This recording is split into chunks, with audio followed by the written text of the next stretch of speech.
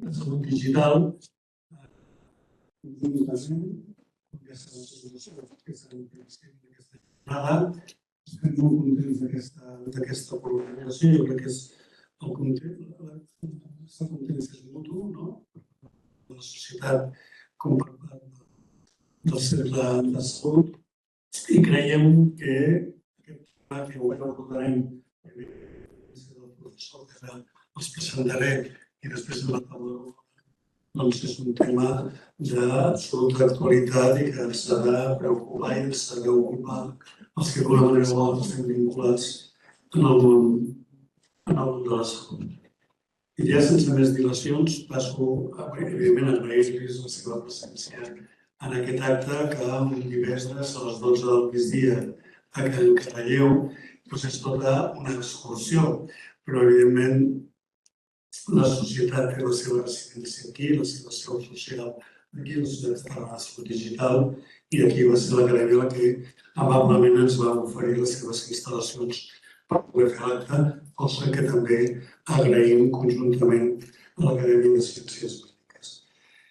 Avui ens acompanya el professor Juan Francisco Pérez Galvez, que és catedràtic de dret administratiu de la Universitat d'Almeria des de l'any 2009, és vicepresident de l'Associació Juristes de la Salut, en la qual també hem compartit durant molts anys vocalia a la Junta Directiva. Pertany a l'Acadèmia Andalusa. Parlo molt fort, parlaré després. És membre de l'Acadèmia Andalusa de Ciència Regional, és l'expresident i ha sigut l'únic president espanyol de l'Associació Internacional de Dret Administratiu, és ciutadà honorari de Puebla, de Guadalajara i Guanajuato, perquè està molt vinculada a la seva carrera professional amb Mèxic. Esperem que els últims diplomàtics que hem tingut no li afectin negativament la seva carrera, i és autor de més de 300 publicacions, de 200 publicacions, a les quals hi ha 31 monografies, i no els diré les 31 perquè seria molt llarg de mencionar, però van des de la Loteria Nacional a Mèxic fins a molts temes vinculats al camp de la salut en el nostre país i a nivell internacional. Per tant, té un coneixement des de l'àmbit de la salut molt important, cosa que li permet avui estar aquí i fer-nos la seva conferència. Per exemple, un dels llibres que té és Prescripció, indicació, ús i autorització de dispensació de medicaments i productes sanitaris, la seguretat del pacient, reptes i propostes per al sistema de salut, etc. Noves fórmules de prestació de serveis en l'era digital, etc. A més, pertany a diversos, a part de ser l'autor i director d'aquests 200 treballs que us mencionava, ha dirigit diferents projectes de recerca, imparteix cursos d'especialització de caràcter nacional i internacional en diferents institucions i un llarg etcètera, que si acabo amb el currículum que tinc davant em menjaré tot el temps de la seva conferència. Per tant, bienvenido, Juan Francisco, i sobretot és un gran amic i per això està aquí avui entre nosaltres. Juan Francisco, todo el auditorio es tuyo y esperamos que nos ilustres con tu sabiduría. Todas las habilidades del ser humano que tienen que ver con el ámbito sanitario y que yo en todo lo que estoy leyendo nadie lo contempla. Son las prótesis externas al ser humano que en un momento determinado están muy potenciadas por grandes compañías y que son las que van a llevar a una idea más monetarizada, a sacar más dinero de esto. O sea, yo siempre pongo un ejemplo. Llegará un momento yo no lo veré, pero llegará un momento en el que los hijos le dirán, el regalo que te vamos a hacer, papá, para tu cumpleaños, va a ser un aparato de potenciación de memoria, y están existiendo ya eso, que será casquito, un gorrito, desde lo más arcaico hasta lo más moderno. No va a llegar a ser una actuación, evidentemente, endógena, no te vas a colocar ningún chip, pero que te va a mejorar a nivel biotecnológico. Y ese es un tema que en todo lo que yo estoy leyendo sobre este aspecto no se está mirando, y pienso que esto sí que puede llegar a ser algo que, si no se cubre legalmente, puede llegar a ser muy agresivo y va a crear dos clases sociales, el modificado y el no modificado. Y modificado externamente, no internamente, me refiero. Me va a permitir usted que humildemente le diga que, aunque discrepe, sí hay mucho. Vamos a ver, desde el punto de vista de la regulación legal del tema de los derechos, lo único que ha parecido es lo de Chile, la introducción en la Constitución de un precepto y un país. Chile muy querido, pero que no está en los primeros lugares del ranking internacional, pero en Japón hay auténtica ciencia ficción. Miren ustedes, ya es posible que un ordenador, un sistema de inteligencia artificial, les traslade a la pantalla lo que yo estoy pensando en este momento. Sí. Y ahí no, es real, hay un problema ahí de determinación jurídica. El problema que tenemos ahora mismo es que yo tenía incluso otras cosas del ámbito social, cuestiones de verdad muy interesantes, porque hay una cantidad de posibilidades con el Internet de las cosas de monitorizar desde cuestiones elementales, por ejemplo, que una persona abre la nevera en la mañana cada mañana 5 veces, entonces puedes detectar si una mañana o varios días no abre la nevera, qué está pasando a esa persona. Es algo tan sencillo, sensores de todo tipo. Japón, la robótica va bastante por delante del resto de lugares, incluso por delante de Estados Unidos, y con los neuroderechos, sin implantar un chip, y hay un montón de posibilidades extraordinarias. Y los biobots, es más, miren ustedes, se está hablando ya de otorgar personalidad jurídica a los robots. Hay una cantidad de posibilidades. Yo aquí en esto y en otras cuestiones les podría detallar en cada uno de estos ámbitos. Llevo tiempo, porque además esto tiene un componente para los juristas. Miren ustedes, yo explico en la facultad, lógicamente, ¿no? Me pagan por eso, y en el acto administrativo, el procedimiento. Hombre, les digo a los chicos que están estudiando, no hagáis mucho caso de lo que dicen las leyes, porque luego viene una sentencia y te desmonta absolutamente todo lo que yo os he enseñado aquí. Entre la vida ideal de los libros, las leyes y lo que pasa en la sociedad real, hay un campo, porque uno cuando es joven y está aprendiendo piensa que la ley, la literalidad, el precepto, pero la vida luego, la vida jurídica, ¿no? Aquí hay profesionales muy cualificados que saben perfectamente lo que les estoy diciendo. En este campo, como yo leo mucha literatura anglosajona y también del sureste asiático, la parte desarrollada, y hay auténticos problemas con los biobots, tenemos muchas cuestiones. Eso ya está en ciernes en otros lugares, incluso con avances extraordinariamente relevantes. Lo que hay es una laguna legal en todo el mundo al hilo de estas cuestiones. Pero piense, mire usted, los 3 planos del saber son discernir, definir y entender. Y estamos solo en el primero, muy rápidamente, para que nadie se pierda. Si yo voy en un avión y veo abajo una masa verde, pues de momento veo una masa verde, pero no sé qué hay. Si bajo del avión y me acerco a la masa verde, veo que hay un pino, que hay una cebolla, lo que sea. Y si todavía estudio aquello más, pues veo que tienen una semilla específica y unas propiedades. Son los 3 planos del saber. Y arriba en el avión se ve un poco, y abajo, y estudio y me detengo, un científico lleva al conocimiento real, que además es lo que distingue, y en este campo es muy importante. El otro día, a veces soy un poco impertinente, pero yo di una conferencia, que dieron 2 horas para hablar, bueno, 1 hora y media y 10 menos cuarto y 1 hora tal.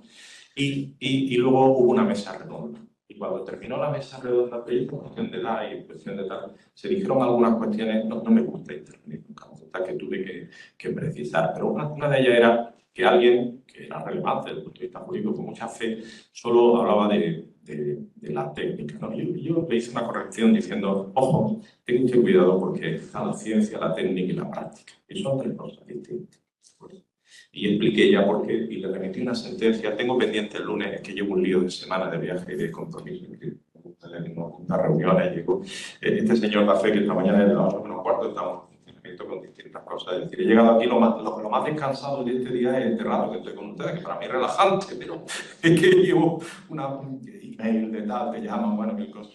Y entonces, hay más de lo que usted. A mí no me ha dado tiempo ni a plantear realmente, pero bueno, sí quería, yo creo que les he trasladado algunas ideas fundamentales que yo quería transmitir.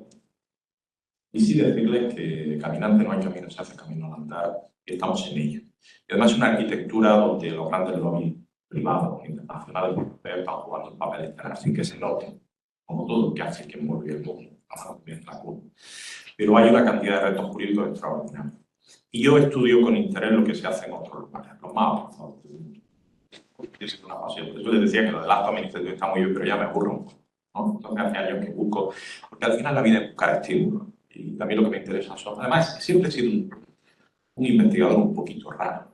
Fíjense ustedes que para uno de los ejercicios de oposición intervino, digo, ¿qué tribunal me puede caer a mí y la lata que me pueden dar? Y entonces, ahí con buen ojo, fíjense ustedes qué mala idea tuve. Hice el régimen jurídico del servicio portuario de remolque y maniobra. 700 páginas explicando lo que un barquito pequeño hace cuando saca y mete a los grandes de un puerto. Efectivamente, el tribunal de eso no sabía absolutamente nada. Yo lo había estudiado bien y tal, pero aunque hubiera dicho disparate, nadie me iba a discutir algo tan concreto, ¿verdad? Pues como soy rarito en este sentido, ¿no? Pues me dedico a cosas como estas, que me divierten un poco, y tengo que ir a muchos lugares del mundo, conocer gente interesante, gente sugerente, que es lo que verdaderamente me estimula. Porque ya les digo que lo de la improvisación por parte del acto administrativo está muy bien, o una parte de mi vida importante, y le sigo ocupado, o dictámenes de eso, y además... No. Pero desde el punto de vista del interés, algo más chic, se me queda un poco. Si usted quiere, luego le puedo dar incluso bibliografías sobre el tema. De acuerdo, muchas gracias. Ens queda temps per una intervenció més, perquè anem molt ajustats de temps. Aprofitarem la seva queixa del temps per convidar-lo un altre dia i fer una jornada més àmplia perquè ha quedat molta cosa en el tinter. Algú vol intervenir i preguntar? Ramón. Una cosita, querido y admirado profesor. Yo necesito una app muy, pero que muy lista para atisbar un pequeño porcentaje de todo lo que nos han expuesto. Sin duda. Y entiendo que las limitaciones del tiempo nos llevan a esta situación. Temo que pueda ser compartida.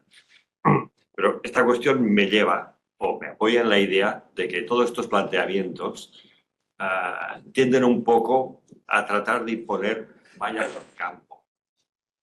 Porque la evolución tecnológica que se nos viene encima, que está ahí en realidad, que nos planteas y nos apuntas, nos superan, nos superan. Has puesto un ejemplo y me permito teñir el comentario a ese ejemplo, el comentario de que el componente humanístico de las decisiones que salen de un algoritmo es indispensable. Y el reglamento lo contempla. Una decisión médica adoptada por un aparato ha de ser refrendada por un profesional para que sea válida. Bien. Si el profesional discrepa del resultado del algoritmo y se sigue esa indicación y resulta ser erróneo o genera un efecto adverso, el antecedente del algoritmo que le ha dado la solución objetiva, técnica y fría se sobrepondrá como un dato de responsabilidad del profesional que haya discrepado. Y no voy a abundar sobre esta cuestión, pero es evidente que esto puede ser de esta forma.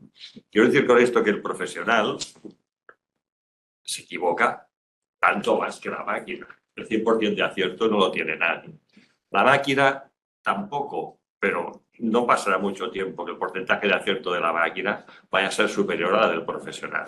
Con lo cual tenemos uno con una necesidad de salud, decir, oiga, ¿qué dice la máquina? ¿Qué dice usted, doctor? ¿Qué escojo? ¿Lo que dice la máquina o lo que me dice usted?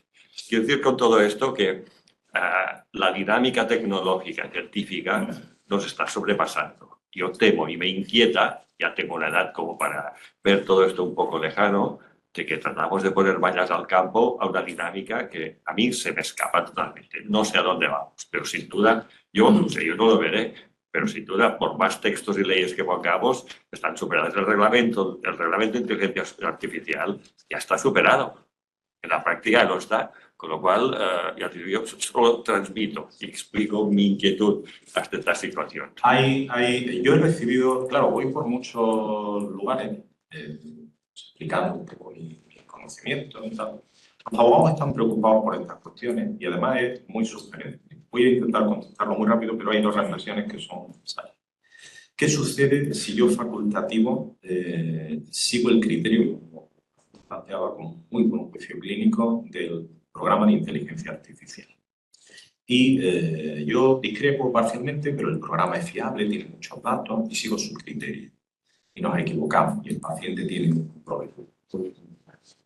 No sigo el criterio del programa de inteligencia artificial porque bueno, yo a los profesionales, a los juristas, a los abogados les digo lo siguiente. Sigue estando vigente la Lex Artis y la Lex Artis ad hoc. Es decir, la doctrina jurisprudencial que tenemos que avalar, que al final es el facultativo, con los datos, con la situación específica, con los referentes que tengo, incluso con la propia sensación que me traslada el paciente, será mi juicio el que prevalezca. Y esto tiene relación con el uso de protocolos, que lleva mucho tiempo utilizándose en el ámbito de la salud, en muchas cuestiones, etc. Estamos de acuerdo en una cuestión y en otra no tanto. Es ponerles puertas al campo, pero la Unión Europea es consciente, y el reglamento ha sido sobrepasado, que tenemos algunas cuestiones que son muy delicadas. Por ejemplo, un programa de inteligencia artificial es capaz de detectar mis emociones. Si a mí algo me gusta, si me produce repugnancia, la posibilidad de exclusión. Por eso yo he hecho antes mención de la reserva de humanidad y del respeto de los derechos fundamentales. Porque jurídicamente, cuando yo tengo que arbitrar una solución, una propuesta o dar respuesta a algo, tengo que echar mano de nuevo a la base. Y si se dan ustedes cuenta, una de las últimas diapositivas que he puesto era una autopista sin fin que dice "What's next?", ¿qué es lo próximo? Estamos sobrepasados. Hoy las empresas, grandes empresas privadas, tienen una capacidad de intervención que ni siquiera podemos soñar. Y la sociedad civil, en Europa, en general, en el mundo, necesita empezar a hacer frente. Esto es un primer, si ustedes me lo permiten, parche. Necesario, ya obsoleto.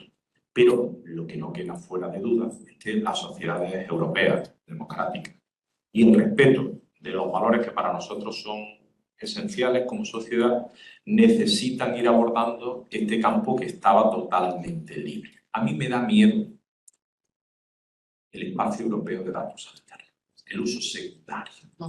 ¿Qué arquitectura? ¿Quién? ¿Dónde se van a guardar? ¿Quién vigila al vigilante?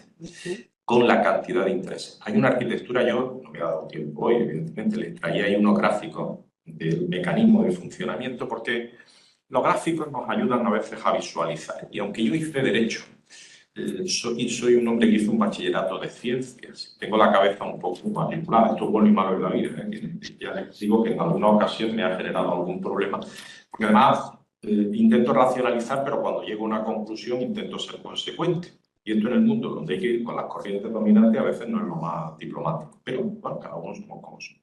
Y también quizá me lo he podido permitir, que esto a veces no es fácil.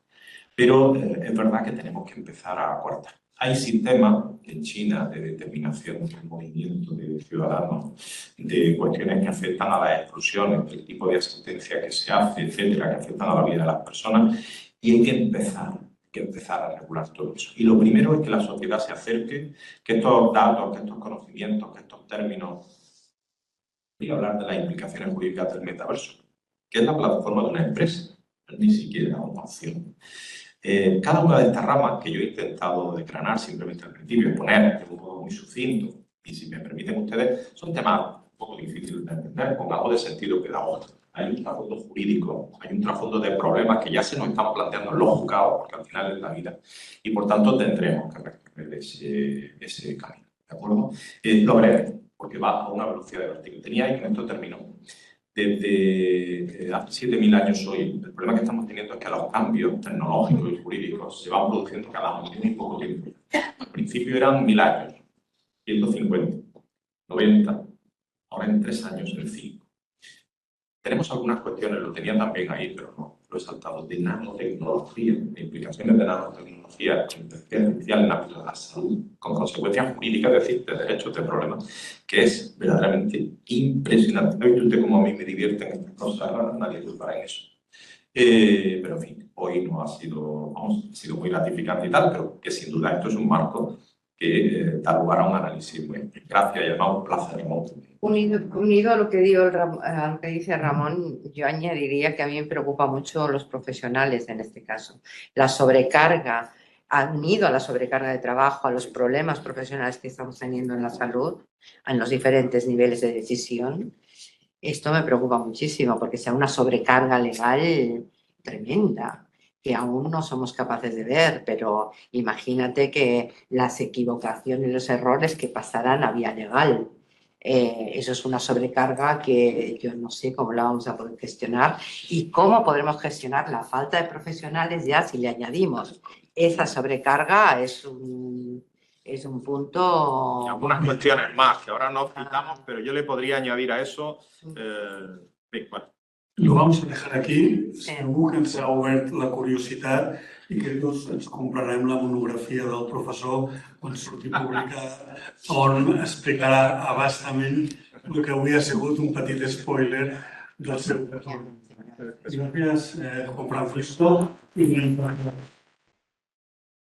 Bon dia a tothom. Hem tingut una conferència magnífica. Ens ha obert una quantitat de... una miscel·lània tan impressionant que tenim ganes realment de conèixer en profunditat tot el que vostè ens pot aportar. Realment ens pot ajudar a clarificar moltes coses.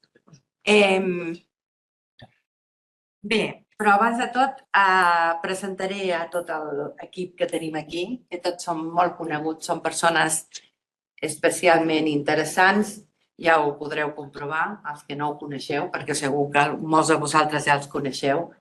Però abans de tot dir que hi ha un canvi en el programa que estava el senyor Ramon Maspons, però li arriba l'avió, li han canviat els horaris dels avions i arriba de Boston ara, al migdia, a les 14 hores, i per tant no podrà estar amb nosaltres.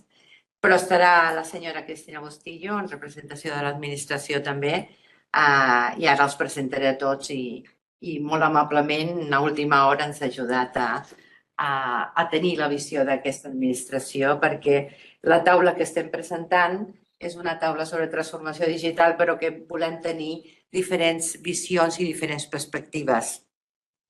Moltes coses ja el professor Pérez Gálvez ens ha ajudat a veure-ho, però nosaltres ara començarem veient el sistema, a veure què passa amb el sistema en tot això, perquè què fem amb la transformació digital dintre del sistema, amb tots els reptes, les dificultats i quines solucions podem aportar o tenim a la mà de moment per tirar endavant tot.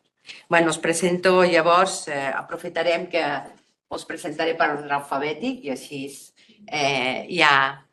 no hi ha primers ni segons perquè aquí tots són primers espasses, realment són persones molt escollides que tinc el plaer de conèixer i de participar en alguns projectes. I per tant us presentaré a la Cristina Bustillo primer, que ens aportarà la visió des de la perspectiva de l'administració. És responsable de transformació digital en la Fundació TIC Salut i Social, del Departament de Salut de la Generalitat de Catalunya. Va muntar el primer centre, una cosa que m'interessa que sapigueu també, perquè donarà idea també de la seva trajectòria. Va muntar el primer centre d'experiències del pacient a Espanya, a l'Hospital de Sant Joan de Déu de Barcelona, i ha estat directora de solucions estratègiques en diferents empreses grans. Actualment està molt centrada en l'atenció integrada de salut i social i això ens interessa també molt perquè moltes vegades el social, com dèiem abans, queda sempre relegat a un segon pla, a un segon moment d'anàlisi i jo crec que ara ha de passar a primer nivell perquè els reptes que tenim són realment importants. Llavors, diré una altra cosa que m'interessa també posar en marxa perquè em sobta i m'agrada, que és psicòloga clínica, antropòloga i doctora en enginyeria de les telecomunicacions, que és una barreja que a mi em sembla superinteressantíssima, perquè molt necessària per a aquest futur que ens ve a sobre, que és la tecnologia i el que aportava el professor Pérez Gálvez i l'humanisme. O sigui, hem de tenir aquestes dues vessants. Bé, després, per ordre alfabètic, tenim a la Meritxell de Vins, que aportarà la visió també de la perspectiva hospitalària. Ella és directora de Transformació i Salut Digital en Can Ruti, en l'Hospital Germà Trias i Pujol. És professora també de Transformació Digital en Blanquerna, a la Universitat de Ramon Llull. I és membre del comitè directiu del programa d'intel·ligència artificial de salut aquí en Catalunya. I també pertany a la conjunta directiva de la Societat Catalana de Salut Digital i, entre altres, també ha estat responsable en altres centres, com és el Consorci de Sanitari Integral, que va ser responsable d'eHealth i d'innovació. La següent persona que tenim aquí interessantíssima és el Tino Martí Aguasca, que és economista, és Digital Health Facilitator, ho dic bé? En la Unió Europea està molt lligat als projectes, és responsable del projecte, de fet, del projecte eHealth de salut digital en Europa, en ETHEL, en l'European Health Thematics Association, que va ser fundada fa molts anys, fa 25 anys que estan treballant amb això. També està implicat en diversos projectes de la Unió Europea, com és el projecte Laurel, Comfort, TASH, i Digital Health Day. Tots tres estan, si ho dic bé, relacionats amb l'ús de les tecnologies per a millorar també l'atenció integrada. Fixeu-vos que tots els professionals estan anant cap a l'atenció integrada. Això també és molt interessant de tenir-ho en compte perquè és la visió de present-futur. Col·labora també en la regió europea de l'OMS, en organització i política sanitària i en altres aspectes com finançament sanitari, molt interessant també això, en aspectes de qualitat assistencial i altres coses. I ha exercit també diferents càrrecs en l'ICS i en el TICSALUT també. I una altra cosa també interessant és que coordina a l'Observatori de la Societat Catalana de Gestió Sanitària, que és la gestió importa. Això us dona també un perfil molt interessant, molt transversal, que ens ajuda. Seguidament ve el Jordi Martínez Roldán, president de la Societat Catalana de Salut Digital. És adjunt a la Direcció Estratègica i de Dades de l'Hospital de Sant Joan de Déu. També anteriorment ha estat director d'Innovació i Transformació Digital a l'Hospital del Mar i ha estat director d'Innovació en la Fundació TICSALUT també fa temps, però també és part de la seva trajectòria. També ha estat a l'ICS i tenen uns currículums meravellosos que ens ajudaran a posar llum. La Sílvia Narejos, que ens suportarà la visió de l'atenció primària, que molt sovint ens la deixem perquè ens centrem més en l'àmbit hospitalari que en el d'atenció primària. És directora de Recerca, Desenvolupament i Innovació en l'EVA Centelles. És membre de la Comissió de Transformació i Innovació del Sistema de Salut de la Generalitat, del Departament de Salut de la Generalitat. I també és membre de la Societat Catalana de Salut Digital i ha estat també Covid Warriors, que va ser un grup motor que va ajudar molt durant la pandèmia a desenvolupar tecnologies, unint xarxes internacionals i nacionals per aconseguir recursos i resultats. I doncs jo crec que ja teniu la presentació i jo ara li deixo realment les paraules. Jo tinc preguntes per anar-li fent, però jo crec que com ens coneixem i sabem la quantitat de serveis que tenim aquí i d'experiència en aquest món de la transformació digital, us llançaré unes preguntes d'inici i després la idea seria fer una taula de debat que després al final obrirem també al públic perquè puguem entre tots parlar sobre aquest tema i veure cap a on anem i quines solucions podem aportar i quines són les dificultats que tenim. La primera cosa seria parlar de què és realment la transformació digital, de què parlem, què és el que estem manegant quan parlem de transformació digital, què implica això. I en què ens proporciona valor? Com podem impulsar això millor? I després ja parlarem de reptes i de tot això, a poc anirem introduint. Què us sembla? Obrim per aquí. Qui s'atreveix a obrir el foc? Digues a mi? A tots. No, jo puc, president. El president, president. Pues sí, començo, no? Sí, per favor. Primer, gràcies, gràcies al Cercle de la Salut de poder compartir aquesta taula amb el Cercle de la Salut Digital.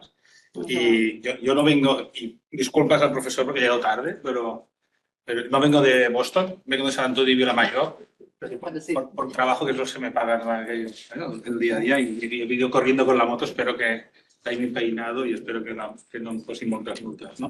Transformació digital té dues paraules, transformació digital, vull dir que i s'autoexplica, és a dir, no hi ha, transformar és fer les coses de manera diferent i utilitzar per a aquesta transformació eines digitals. Aquest seria el concepte global. De manera que no va d'introducció de tecnologia. Sempre, això ja es coneixem, fer una història de les 3P, ho posem en anglès que queda com més guais.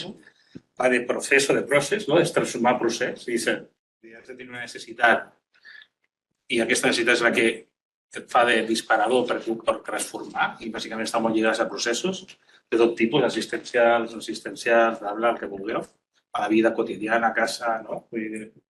La segona és altra cosa, que és place, que és que ens està canviant el paradigma ja on hem de prestar el servei, i això la transformació digital ens ho dona. Abans era als hospitals, centres de salut, això ha petat, i ara ja és a qualsevol lloc. Hi ha una deslocalització del coneixement, per tant, ja l'espai d'interacció pacient o persona professional ha canviat. I després surten escenaris hospitalístics i no sé què, tot això, però al final és... I l'altre són la P de people, de persones, no? I en persones amb doble visió, professionals i pacients o familiars. Vull dir, i aquest món l'hem de tenir en compte perquè quan introduïm tecnologia digital, que és molt àmplia i que el professor s'ha posat aquí. Jo pensava que als meus alumnes li fotia canya, però, ostres, una classe seva ha de ser la bomba, perquè tota... Ens ha patat la quàntica només, Però... Digo, por favor, que no le den más tiempo. I és això, jo veig això, i això té moltes derivades que després sortiran a la taula. Sí. No sé si t'he respost. Sí, perfectament. Tenir a sol aquí de moderador a mi m'impressiona. No em diguis, ens coneixem suficient fa temps. Vale, jo crec que opineu tota la resta. Afegiu carn a la brasa. Home, jo si voleu, mira, jo ficaria un exemple. A mi sempre m'agrada explicar la transformació digital amb un exemple, no? Primer, jo quan era petita teníem a casa els telèfons, no? Que anaves donant voltes. Avantatges, et sabies tots els números de telèfon. Jo crec que la majoria de vosaltres podria dir noms a telèfons de companys de classe o com a mínim els dels pares. Actualment, després van venir el que jo li dic els zapatòfonos, aquells mòbils grans que portaven els que viatjaven molt o la gent que tenia molts diners o del cotxe. Qui tenia això? Gent que tenia molts diners o que realment viatjava molt, però realment la població no la va agafar. Per què? Perquè era dit car. Això seria la pregunta o la resposta que quan fas la pregunta et diuen perquè era car. I després han vingut els mòbils intel·ligents. Els mòbils intel·ligents, qui el té? Tothom. D'aquesta sala, o sigui, si diguéssim zapatòfonos, quanta gent va tenir un zapatòfono? 1 o 2? Podríem dir un 10% com a molt. En canvi, si diem mòbils intel·ligents, no cal aixecar la mà perquè si cas haurem d'aixecar si algú no en té. Llavors, què és el que és? És més barat? No. O sigui, un mòbil intel·ligent no és més barat que un mòbil zapatòfono. Què és el que ha sigut? Que ha portat un valor afegit. Llavors, la transformació digital ha de ser això, és a dir, ha de portar aquell valor que no porta el fer-ho igual amb tecnologia, perquè al final el zapatòfono era amb tecnologia. Llavors, jo tinc un exemple que hem publicat en revistes i així, que és molt senzill, de telemedicina, però que crec que representa això. Quan hi va haver el Covid, els cardiòlegs i quasi totes les especialitats van tancar els xiringuitos, vam tancar els hospitals només per Covid i les malalties cròniques no podien venir a l'hospital. Què va passar? Que els marcapassos, d'alguna manera o altra, els teníem de controlar. I era telemedicina, entre cometes. Llavors, què era? La infermera o el metge de cardiòleg trucaven per telèfon i li preguntaven com es trobava. I el pacient deia, doncs em trobo bé, estic marejat, el que fos. Si deia que estava bé, doncs representava que estava bé. No hi havia cap dubte, bueno, no hi havia cap dubte. Doncs es posava com, ok. Però això va arribar un moment que els cardiòlegs, quan ja va haver passat la primera onada, que estaven superpreocupats perquè igual ells em diuen que està bé, però jo no sé com està la bateria del marcapàs, no sé si té una arrítmia asimptomàtica, no sé si un elèctrode s'ha mogut i algun dia li passarà alguna cosa. Per tant, el que havíem fet, per mi, era el zapatòfono, és a dir, havíem ficat tecnologia, trucàvem per telèfon, però no havíem transformat res.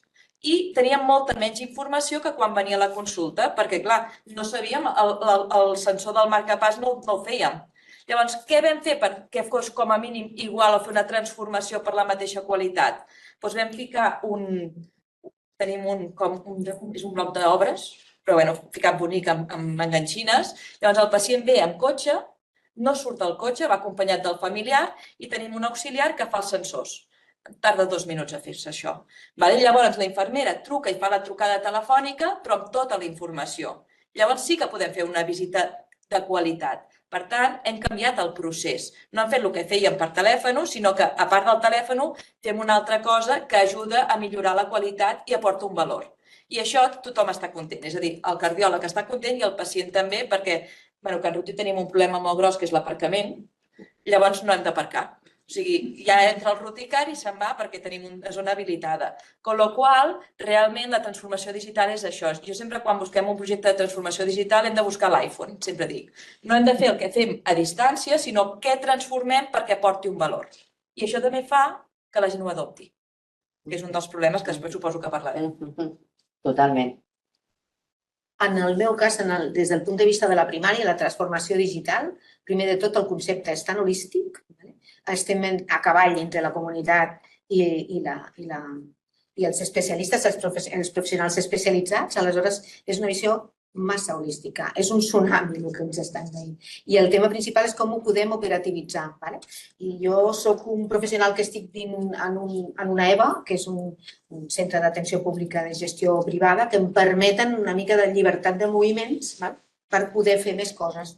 Però els professionals de primària, en general, del sistema català de salut, estan molt encursetats en un tipus d'activitat, que això per la transformació digital es fa difícil. Aleshores, tu necessites fer ensai-error i participar en molts projectes d'innovació, recerca, i a molts dels professionals que estan els hi costa molt que s'expenses el seu temps personal, que jo entenc que a l'especialitzada també, perquè hi ha de tota mena, però diguem que la transformació digital és molt més lenta. I sí que fem pinitos perquè podem fer ens podem permetre certs marges d'innovació i, per exemple, durant la pandèmia varen tenir iPads que varen proporcionar als pacients per fer seguiment a distància de les seves constants i es podien veure per videoconferència amb els pacients. Ara estem fent també projectes o participant en seguiment de nafres a domicili dels pacients que tenen nafres i podem fer un seguiment evolutiu amb una plataforma d'intel·ligència artificial. Estem col·laborant també amb la Fundació TIC Salut en projectes de gravació per veu del que seria la història clínica per facilitar la vida al professional i intentar avançar en aquesta línia. Però tot això, que són bolets, perquè són petites coses que anem fent i entenc que es comença per això.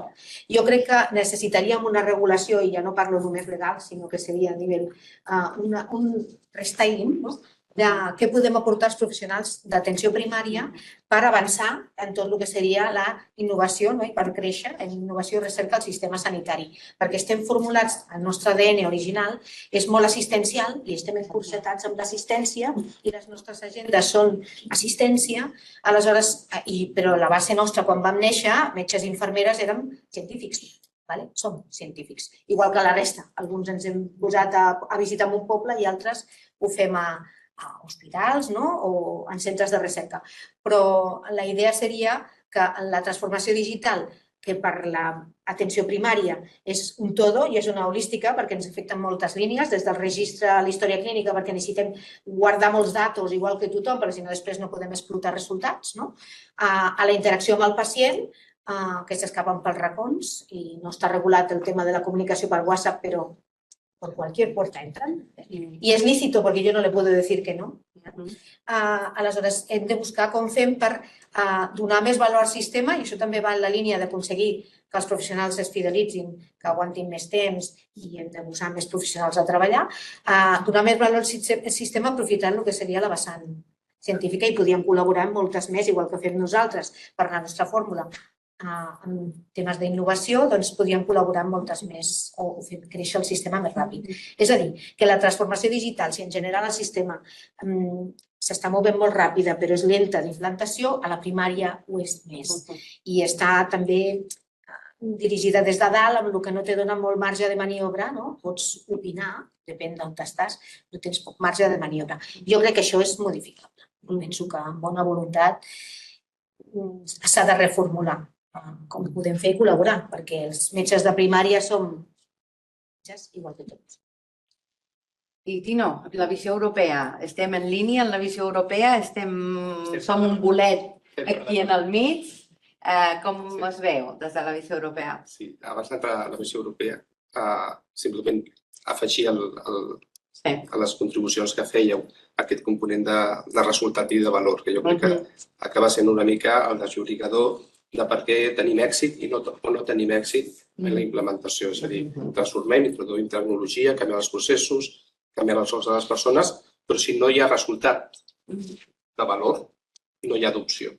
I aquest és una mica el punt al qual ens preguntem tant sobre la transformació digital. I ens preguntem a nivell també europeu, no? I si a la pregunta aquesta que fas la intentem respondre amb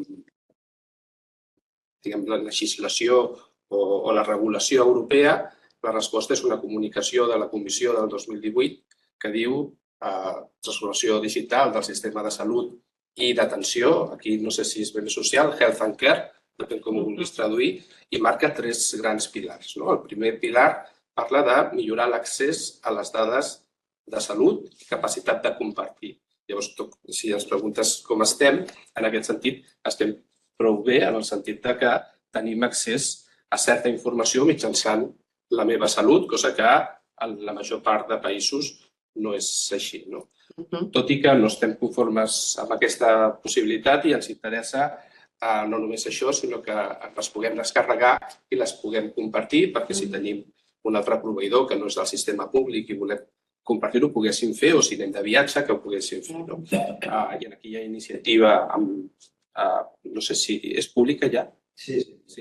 El Blue Button, que seria l'adaptació americana de poder baixar-te les teves dades de salut i poder-les arribar a compartir, tot i que encara com s'articula.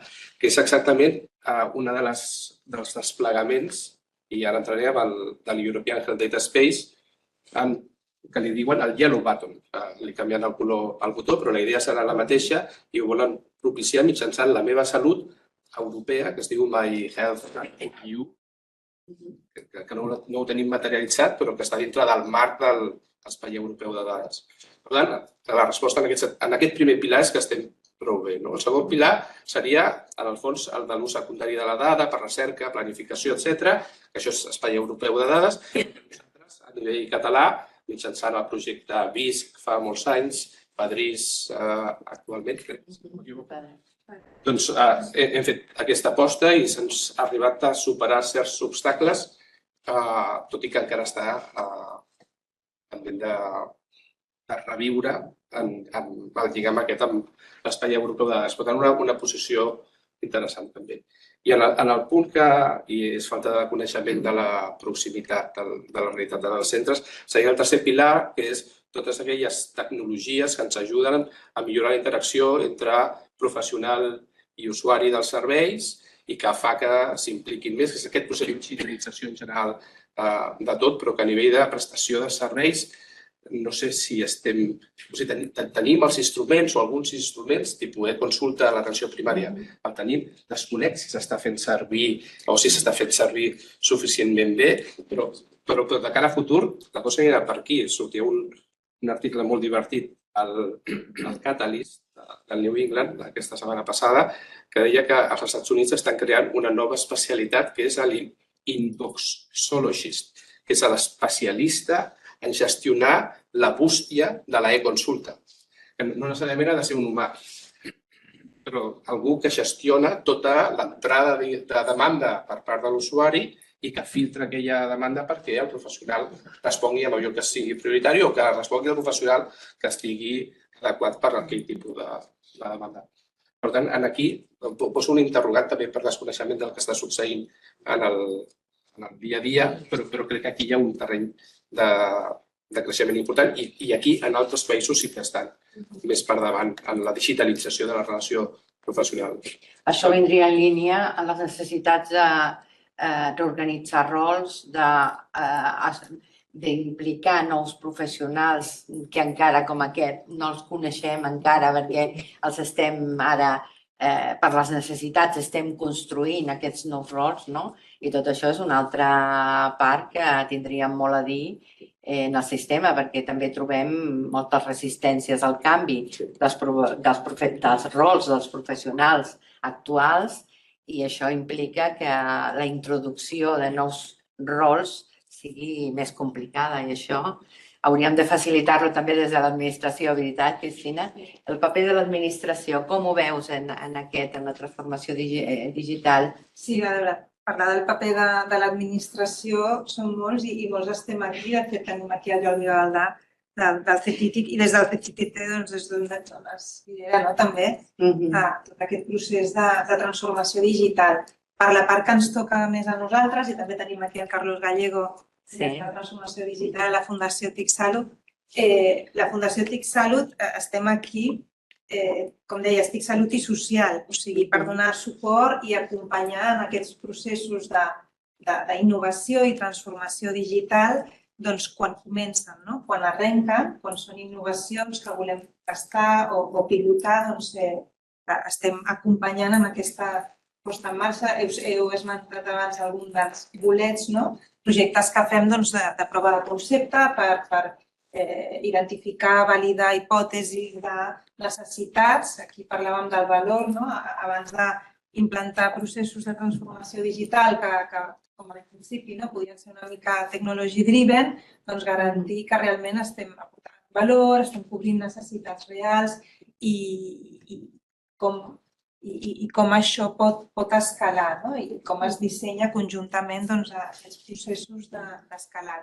La particularitat de la Fundació TIC Salut Social és aquesta també, que treballem molt amb aquesta visió d'integrada de salut i social i això ens fa abordar també nous reptes en clau d'interoperabilitat, que és un dels temes clau i que s'ha de gestionar perquè aquests processos de transformació es puguin donar i després acompanyar amb tot el que és el canvi de manera de fer, el canvi de processos, el canvi de manera de treballar.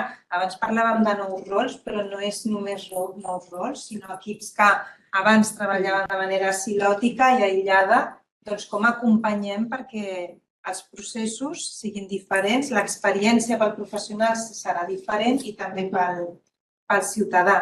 Llavors ens dediquem a acompanyar amb tot això. Al final, la transformació digital és, com heu dit al principi, palanca de canvi, que ens ajuda a repensar-nos i si volem anar cap a una atenció integrada i on el ciutadà el veiem des dels diferents angles i aportacions i punts de vista, com aportem valor millorant resultats i experiència també del professional i del ciutadà.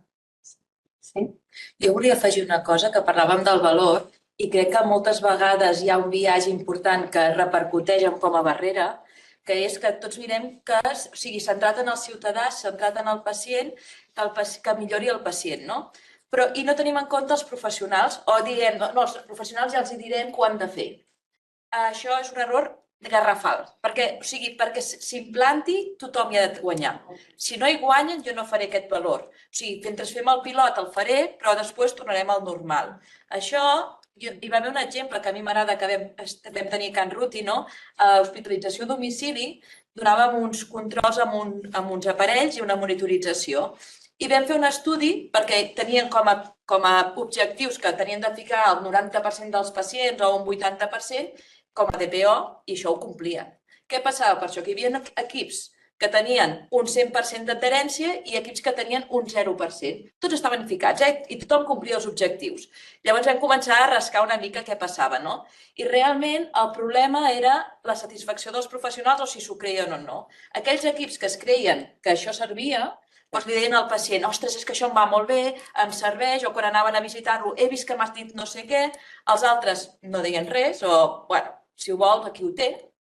Llavors, això també és molt important, és a dir, és una de les coses que vam aprendre com a barrera de que potser teníem de tenir...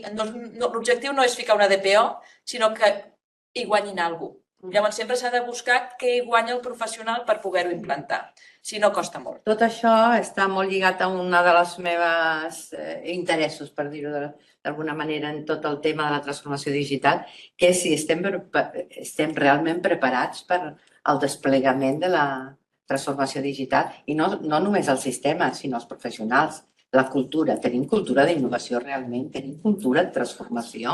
Això us ho deixo aquí perquè aquest és el puntal que pot fer caure tot el castell que estem construint, com deia el senyor Pérez Gálvez, no? O sigui, tenim aquí per construir no diria un monstru perquè no entri la connotació positiva, negativa, però tenim aquí un castell a muntar i els professionals són claus per tot això. Què penseu? Com ho veieu, això? Estem preparats realment, el sistema i els professionals, en el canvi de cultura? Jo canviaré una mica la pregunta. No la canviaré. No, però és que avui és divendres i ja estem de sortida de la setmana. És que es podem deprimir per aquesta línia que estem agafant, no? No, que després... A veure si m'explico i per què ens despertem. Estem preparats? No. És que no podem estar preparats. És que aquest moment és excitant. Estem en un moment brutalment excitant.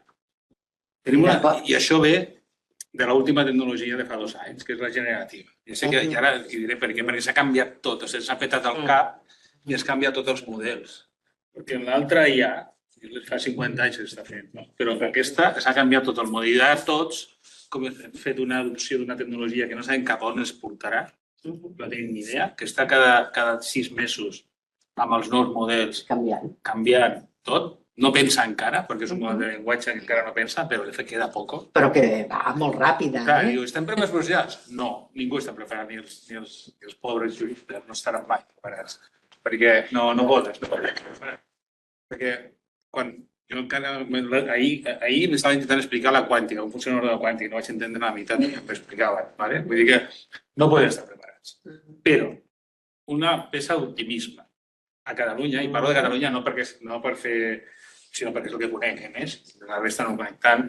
Ostres, no estem tan malament, Vull dir que estem a la Champions. Parlàvem de països de la Champions, Catalunya estem a la Champions en això. Quan parlem d'un secundari de dades, tot el tema MOB, i tenim el Carlos Gallego, tot el tema MOB, o sigui, el MOB és un model comú de manera d'ordenar, endreçar les dades per un secundari, no?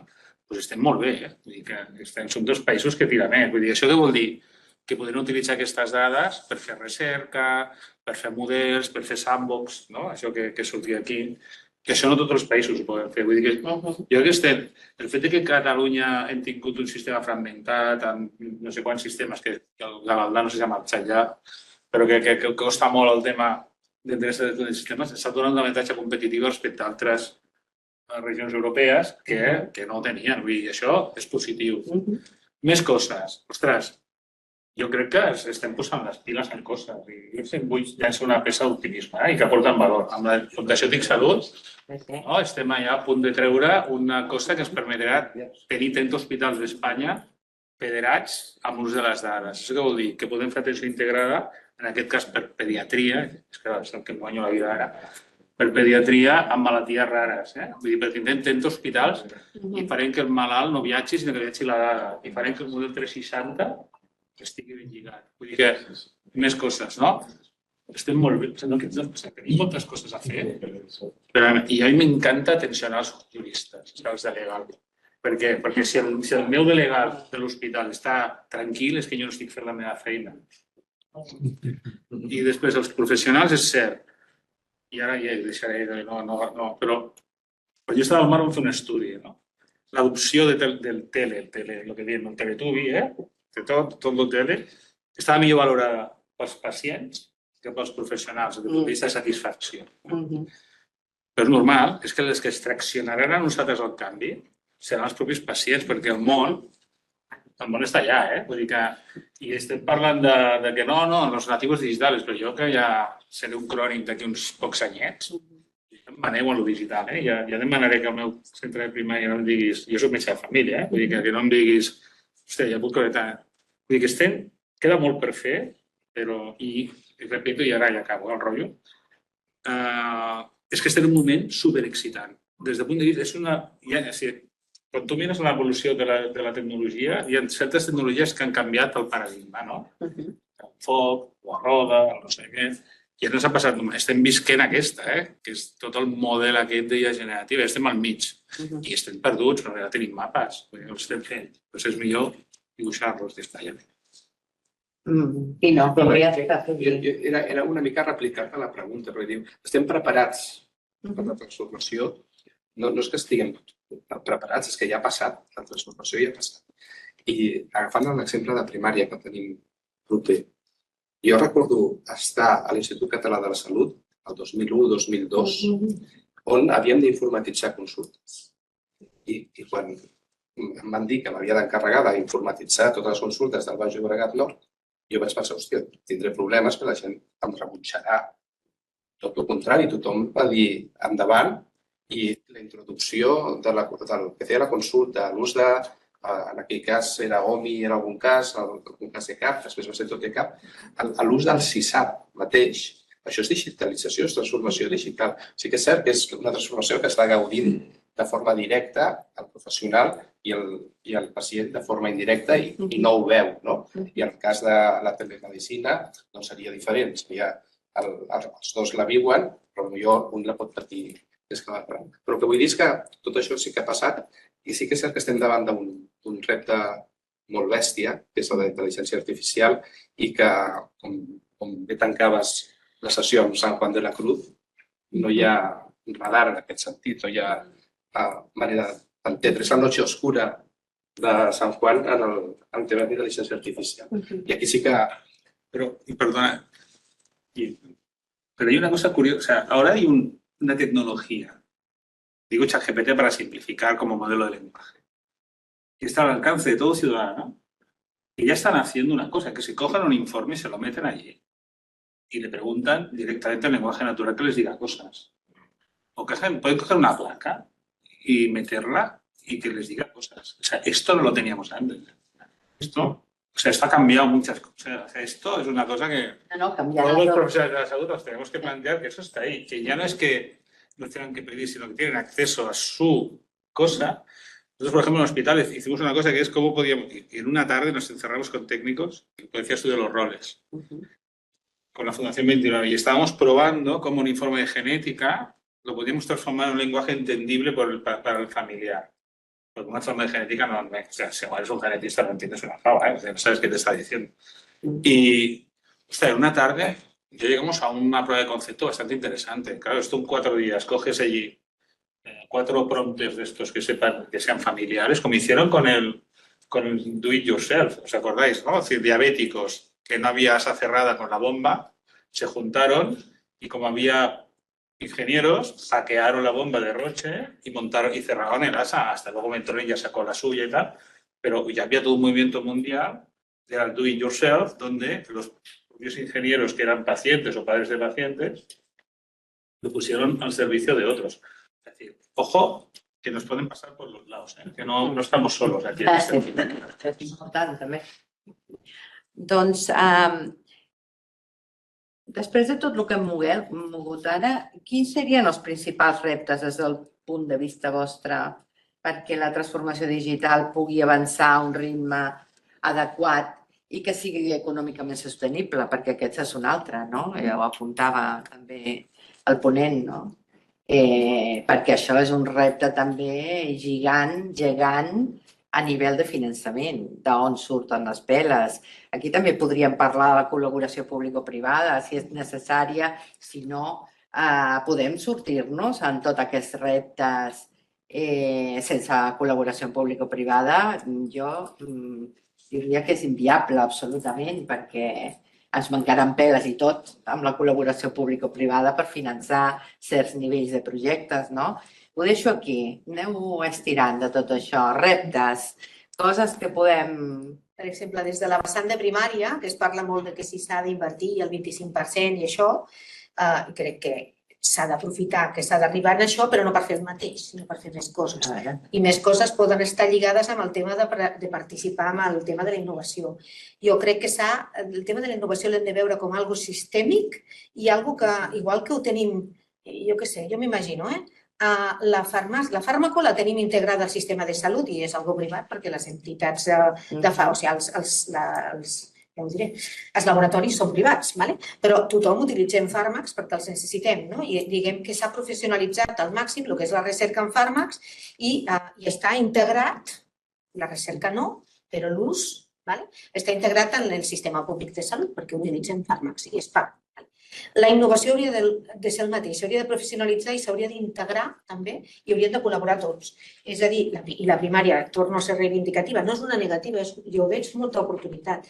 Podem col·laborar per millorar i optimitzar i establir des de les bases per poder implantar tot el que s'hagi de venir, per poder provar.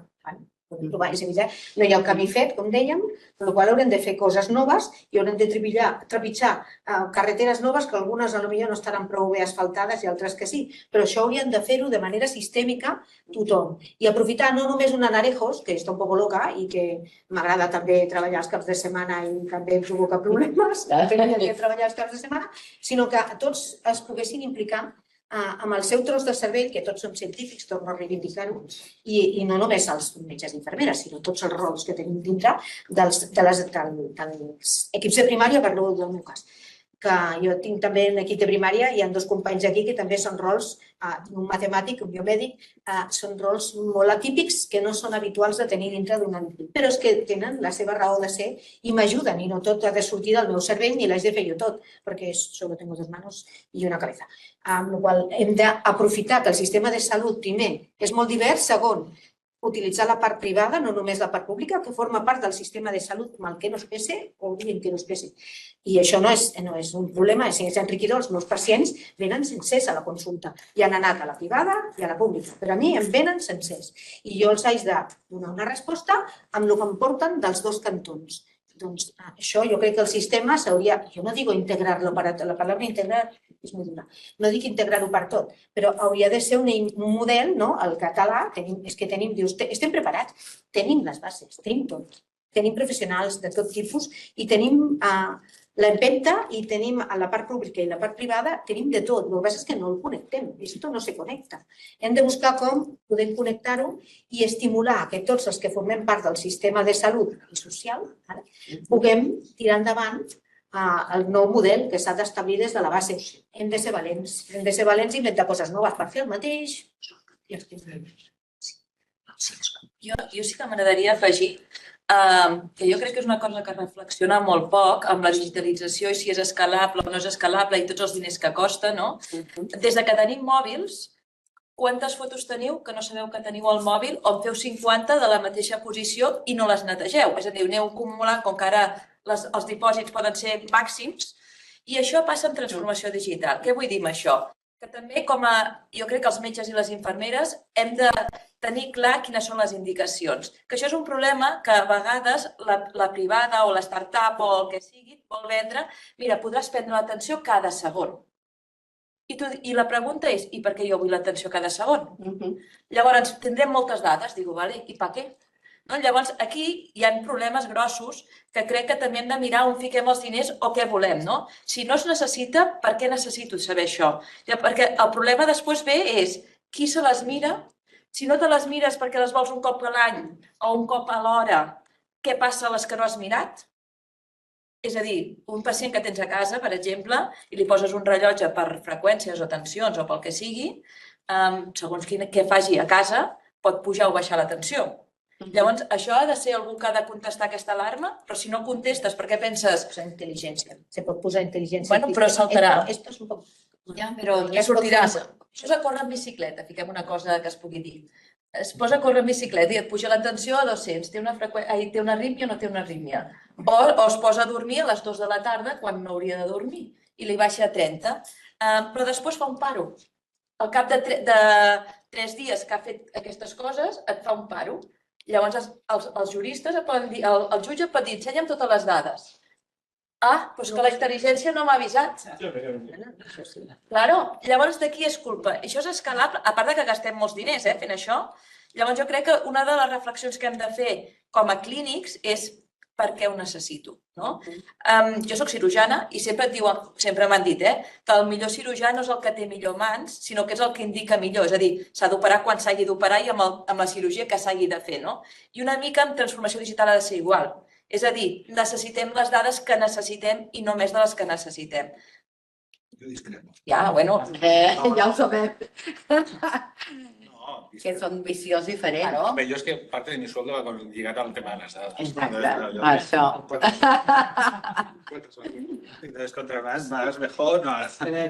Jo discrepo i diré per què. O sigui, una cosa és que jo crec que hem de distingir el que és quantes dades vull guardar, quantes d'aquestes utilitzaré ara i quina és la finalitat del seu ús. Però això no vol dir que no vulgui guardar la resta. Perquè el que ens passa és que després, pel que sigui, podem tirar enrere, perquè és una nova tecnologia que ens pot ajudar a fer patrons millors, etc. I el problema de guardar dades, no ens enganyem, és un tema de tenir dispositius que puguin guardar les dades i és un tema de cost. Vull dir que no hi ha més. I el tema és de tenir capacitat de processament d'aquestes dades, capacitat de còmput, etc. Vull dir, si això fos infinit, no estaríem parlant de prova de dades, de guardar dades. Va de cost. No, Carlos, va de cost o no? Sí. A massa. No. Estic parlant des del punt de vista de guardar les dades. Perquè quan parlem de dades tabulada, però parlem d'imatge, que és la que pesa de nassos, dades genètiques, que déu-n'hi-do. I després, una cosa és després com les guardem. Si les guardem crues o les treballem una mica. Tot això és un univers de com guardem les dades, quines guardem i com les guardem. Què passa? Que després, quan parles més endavant, i et diuen, ostres, estem en un estudi ara... Perquè parlo de casos reals. Nosaltres estem plantejant fer dades sintètiques perquè no tenim dades guardades i anem a treballar en dades sintètiques. Per tant, el tema de guardar les dades, la imatge, voldrem fer radiòmica, no? I clar, i al final, ara no volem guardar la placa, però radiòmica, la patologia digital. Ara no guardem tot, però després, hòstia, quantes cortes, quantos no sé què, això, i està Jordi també per aquí, vull dir, això són euros, no? Una altra cosa és que després hem de tenir molt clar que quan accionem aquestes dades, hem de tenir molt clar quina finalitat tenen l'ús d'aquestes dades, sobretot en secundari. Perquè si no es venen, és que s'han posat junts. Si no es venen i es diuen, a mi els diuen, tienes que decir cuál es la finalidad del no sé què, bla, bla, bla. I després com gestionem l'ús, si tenim capacitat d'ús d'aquestes dades, perquè tenim autoritzat l'ús d'aquestes dades. Ja entrem... Però per això discrepo, no discrepo en el sentit que és important que hem de saber quan fem una solució, hem de saber per què la fem, però guardar dades que ens ho demanaran. És que jo... Jordi, perdona, Hem de buscar pasta. Sí, però perdona. Una cosa és guardar les dades de radiografies o d'atacs que has indicat per necessitat clínica i l'altre, que és el que s'obre amb l'internet de les coses, és agafar dades que no agafaria per necessitat clínica. No, però perquè no la tens ara. No les has vist. Perquè no les has vist ara. Pot marcar patrons i tendències, però sí que és veritat. No, pero yo me gustaría hacer la pregunta, ahora que tenemos un catedrático, no sé si me has entendido porque he hablado en catalán, pero o sea, si yo le doy un reloj a un paciente, yo como hospital, le doy un reloj o le doy una pataca o le doy lo que sea de control, porque así tengo muchos datos, y el paciente durante 3 días hace una bradicardia de 30, pero yo digo que esto, bueno, como que no es a la hora que tenía que enviar o porque no ha durado 10 segundos o no ha durado la alarma que me toca, no me avisa, y el paciente hace un paro, se muere, porque en realidad eso era una tendencia de que tenía un problema de corazón. ¿Qué pasa? Porque claro, este dato sí que lo tenemos en algún sitio, pero el médico no lo ve Pero ¿No lo tiene? Perdón. No, pero yo quiero que me Sí, conteste. no, me conteste. Es que no estamos diciendo lo mismo, ¿eh? No, ya lo sé, por eso. O sea, Son dos casos diferentes. No, yo lo de la radiografía estoy totalmente de acuerdo contigo. No hay incompatibilidad entre los dos planteamientos. No. Empiezo por el primero y ahora Estoy de acuerdo. contesto. No, sí, yo estoy de acuerdo. Que guardar todos los datos que necesitamos, estoy de acuerdo. Pero el problema es el otro. En el momento en el que, de hecho, con el uso de algunas de estas tecnologías, yo hablo desde el punto de vista jurídico, que se están habilitando en la Unión Europea y que vamos con tiempo de anticipación, que se va haciendo todo con una programación muy lenta, cuestiones intrínsecas y extrínsecas, vamos a guardar todo lo que sea posible y es útil. Es útil porque, sobre todo yo, y ahora contesto, hay algo que tenemos que tener presente.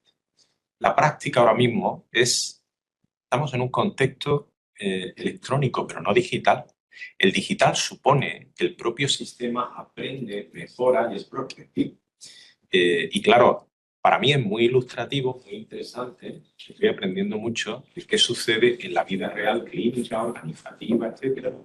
Porque el mundo va antes que el derecho, es evidente. Sí. Y entonces estamos todavía en un plano. Lo que está ya llegando por venir es algo que supera este plano literal. Entonces es necesario guardar todo lo que podamos y se están habilitando tecnologías que lo hagan tecnológicamente, económicamente y medioambientalmente, que hay un componente ahí muy interesante en el almacenamiento.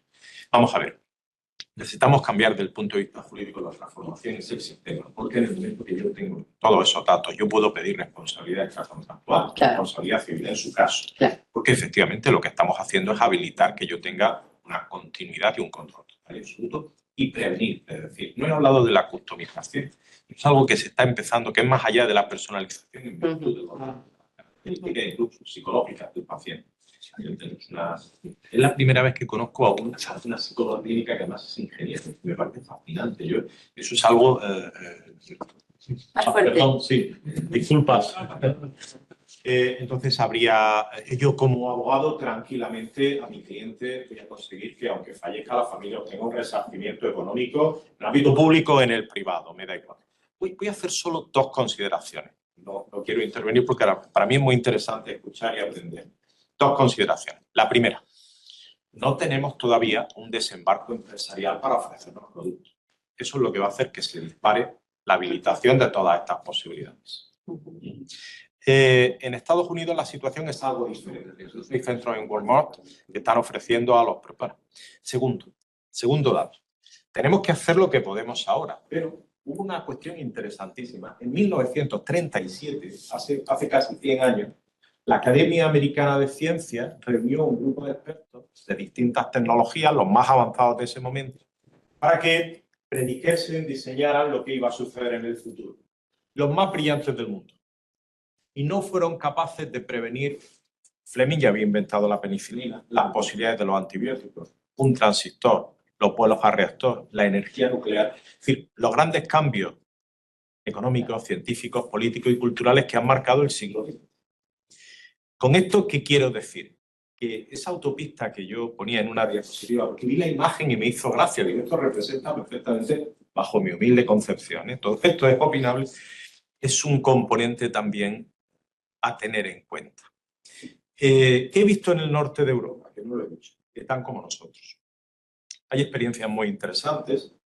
La Agencia Digital Andaluza, etcétera, me preguntan en muchas ocasiones con los avances y yo me consultan y, bueno, pues me dedico a eso, está muy bien.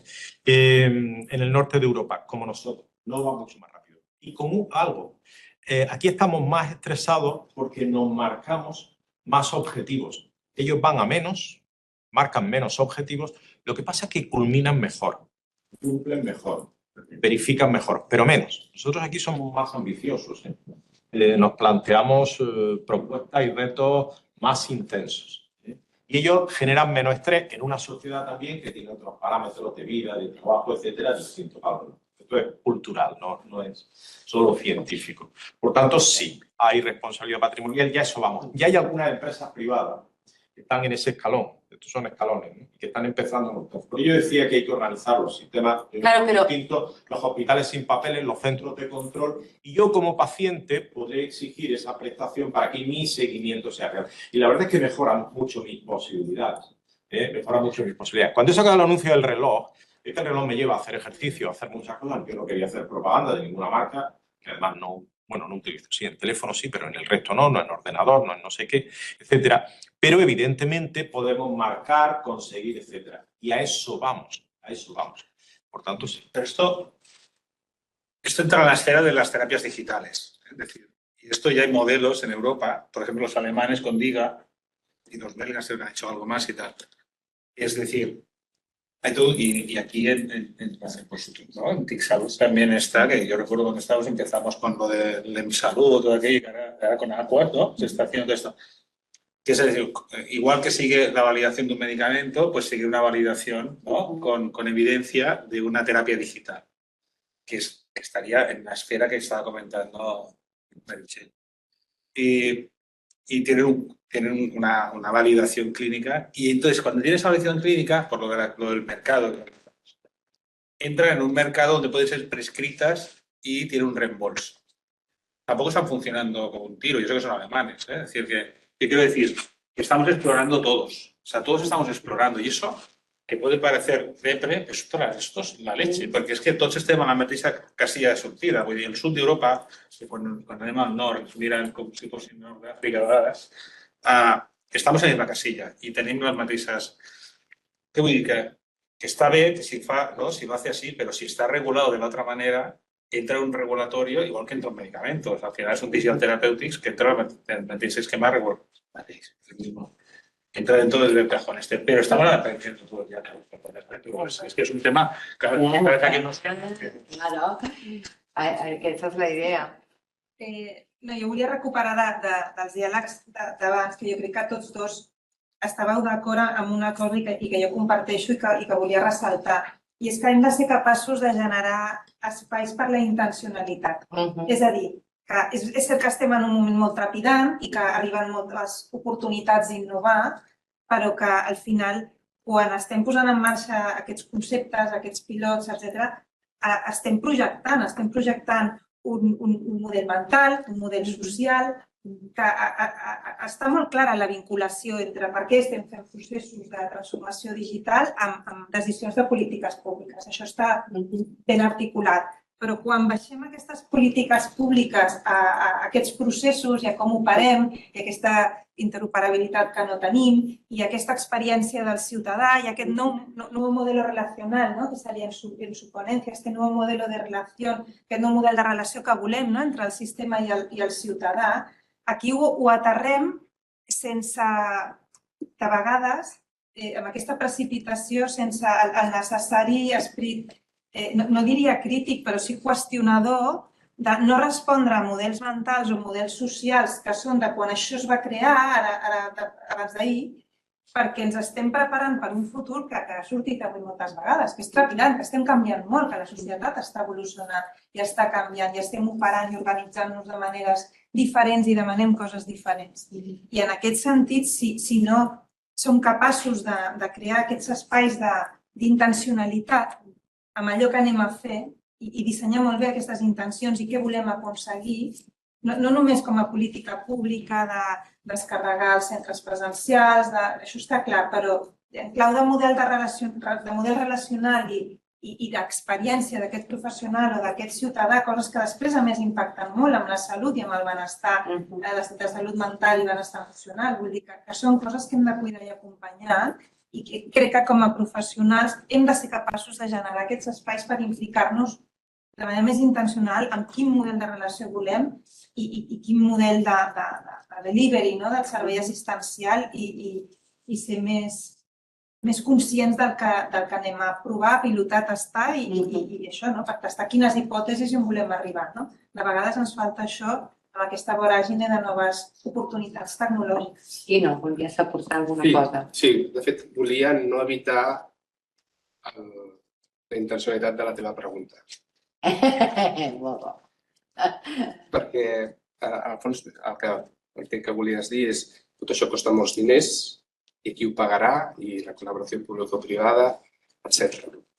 Llavors, I un altre tema que m'està passant ara pel cap, que a mi també em preocupa, que li posarà una mica de pebre a les dades, al tema dades, ja el fico aquí perquè ja el desenvolupeu. Qui controlarà aquestes dades? Com diu Xina, el govern, com està intentant Estats Units al mercat, o com diu Europa, amb la boca petita el ciutadà, però després està regulant perquè els governs puguin fer coses amb les dades. Ho deixo aquí, perquè això també és un tema fonamental que també té un aspecte legal molt important i que ho deixo aquí. Aquesta no entro. Vale. Però una prèvia sí.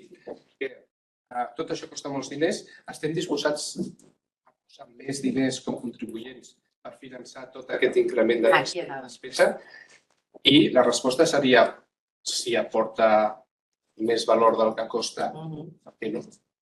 Estaríem aquí. El problema és que aquesta fórmula per calcular el valor del que aporta no ho tenim ben resolt en el camp digital. Em sembla que presentava abans el projecte europeu de millora del sistema del Health Technology Assessment, però aplicat per digital, perquè en el camp dels fàrmacs, i avui crec que és bastant notícia perquè hi ha hagut aquesta aprovació d'aquest fàrmac Estasi. Sí, de l'empresa de mama. En el camp dels fàrmacs sí que hi ha una metodologia de farmacoeconomia on marca uns llindars sobre els quals es financia o no es financia. Entre 30.000 i 50.000 euros l'any per any de vida guanyat de qualitat. Aquesta dada no la tenim amb el digital i és el que s'hauria de fer. La dada serà similar, perquè hauràs de comparar tecnologies diverses. Una tecnologia és una tecnologia digital i l'altra és un fàrmac que també és una tecnologia. Però falta avançar en l'avaluació d'aquest fet i aquest serà l'element que ens ajudarà. Això no treu que mentre no es tingui per incentivar innovació, aquests fast tracks que comentava el Jordi, doncs són una manera d'introduir la innovació. Pregunta jo. Sí, una pregunta a vosaltres, jo. Perdó, Sí, no. Però l'avaluació, els models d'avaluació que tenim per avaluar això, són vàlids? No, és el que dic. És a dir, hem d'avaluar de la mateixa manera un fàrmac des del punt de vista metodològic. No, és exactament això que dic. És que no està resolt el mètode per avaluar les tecnologies digitals. I hi ha un projecte que es diu EDITA, que està treballant en com s'hauria d'avaluar les tecnologies digitals. Si tenen sort i arriben a un consens de quin ha de ser, doncs obtindrem un mètode per avaluar-ho i la dada serà aquesta, serà entre 30.000, també al país. Al Regne Unit crec que són 30.000 pounds, a Suècia són l'equivalent a 50.000 euros. Que et marca el que entra i no entra. Una altra cosa és que trigues temps per poder avaluar la introducció d'aquella tecnologia i poder prendre aquesta decisió. Però per mi la resposta a la sostenibilitat del sistema en base a la tecnologia és tenir la metodologia d'avaluació de la tecnologia per poder acceptar-la o no acceptar-la des del punt de vista social. I el valor ha de ser només econòmic? No, és que això no és un valor econòmic. És anys de vida ajustats per qualitat. Sí, ho dic perquè jo, això, és que, perdoneu, jo és que això, jo vaig estar defensant introduir el Da Vinci al mar, en innovació. Amb l'Olga Pani, la nostra consellera. I que no. I clar, tu mires els estudis d'Aquas i tal, i no sé què, i dius, no has d'introduir un Da Vinci perquè no havia cap avaluació que et digués que era superior en aquell moment, que quan jo vaig mirar, que era superior a la laparoscòpia. Un cirurgià amb laparoscòpia, no, l'ha oberta sí, però la laparoscòpia. Però al final la conclusió és, escolta, no, o sigui, l'únic era el confort del cirurgià. Perquè no sé si heu provat un robot d'aquests, no són molt divertit. Vull dir, estàs assegut i estàs jugant amb una maquinita. Però clar, i tot així, van posar que això al canal, crec que va passar també, van treure un informe i el dia següent van comprar 25. Vull dir, per què? Perquè hi ha aspectes més enllà d'impacte, més enllà que són complicats d'avaluar, i això és que sabeu, no tinc ni idea. Jo crec que en això de lo digital hi ha un aspecte a vegades que ens costarà molt trobar-li aquest valor afegit, o mínim, als models. I és una pregunta totalment plana i naïf. És correcte i és el repte. Jo sí que voldria dir que amb els Da Vinci, igual que amb la Coneixeu tecnologia... el Da Vinci, no? El que és, sí, no? Sí. No té res a veure amb mi, De Da Vinci no. No, exacte, no és que va. Però sí que realment jo crec que com a valor afegit per l'hospital és potser de retenir talent. Que et tingui metges perquè tinguin ganes de fer servir i no et marxi. És el que li van dir a la nostra gerent. I amb tecnologia també passa això, jo crec. I en primària s'hauria de tenir en compte, perquè jo penso que també, no Sí. com Da Vinci. No, Per però... exemple, la consulta, que sí que està establerta i que amb el tema del Covid va ser un boom, va ser, torno a utilitzar la paraula tsunami, perquè nos ahogó los profesionales, porque entraba directamente todo a médico, prácticamente, pero es que hasta las gracias después de darte 3 mensajes seguidos, que todo esto te ocupa un espacio de agenda.